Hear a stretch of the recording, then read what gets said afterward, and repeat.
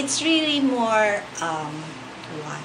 A commitment, di ba? And really being true to the mission you set out for yourself. And I guess, di ba, God will take care of the rest. I consider myself late vocation in terms of marriage. Ganyan. Kasi parang, I guess if you were doing this kind of job, parang, di ba, parang hindi naman, hindi makakope ang mga cope. Parang, ay, bakit mo ginagawa yan? Hindi nila naintindihan, di ba? It's not for everybody kasi, di ba? It's a mission.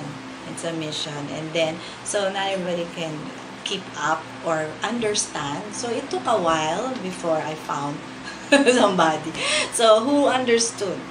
So those were the things na medyo struggle, di ba? It's very helpful now that my husband, di ba, is also into development work, and he supports me and he helps me with this. Parang think this through, parang strategize and all that. So yun. So kaya pala late vocation kasi sabi ni Lord, you wait for somebody, di ba, who really understand. Kaya yung mga single dyan, di ba, never say die, di ba? Never say die. Oo. Ay, ito nga, and I want to share this. Parang medyo light naman, di ba? I met my husband at the time when I was most passionate about my work. So, di ba, parang we go through all the effort. Parang pagganda, di ba? Parang may mini-skirt pa ako noon. Mga ganyan, pa-sexy, ganyan. Pero I met him na naka-bun lang yung hair ko, naka-scrubs ako, ganyan. Tapos naglakad pa ako ng UST field kasi I had to do an orientation about kites sa mga UST students, ganyan.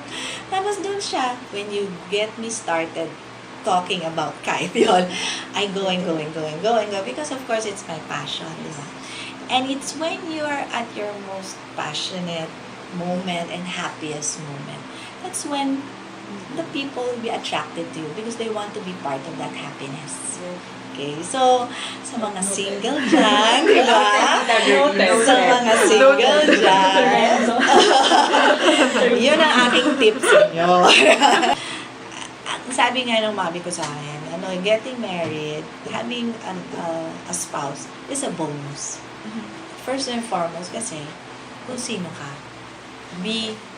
talagang develop who you are to your maximum, and then if you find somebody who will complement you, then bonus na yun. But it shouldn't be the end all be all.